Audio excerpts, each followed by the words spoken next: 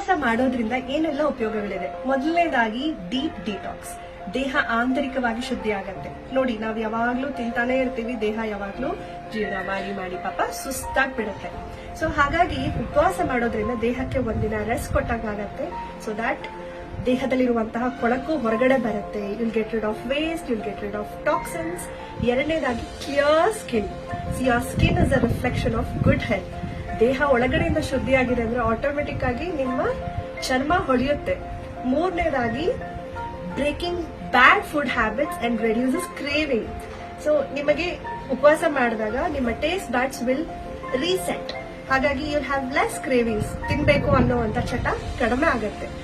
ನಾಲ್ಕನೇದಾಗಿ mental clarity. You have much more mental clarity. So ನಿಮ್ಗೆ ಒಳ್ಳೊಳ್ಳೆ ಐಡಿಯಾಸ್ ಬರುತ್ತೆ and you can focus better, concentrate better. ಐದನೇದಾಗಿ you will kick start your weight loss journey. So it's not a short cut.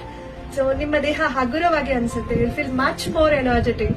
And finally heal yourself naturally.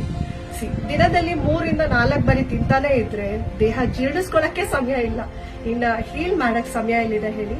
So less time for digestion is equal to more time for healing. ಹಾಗಾಗಿ ಕಡಿಮೆ ತಿನ್ನಿ, heal yourself naturally.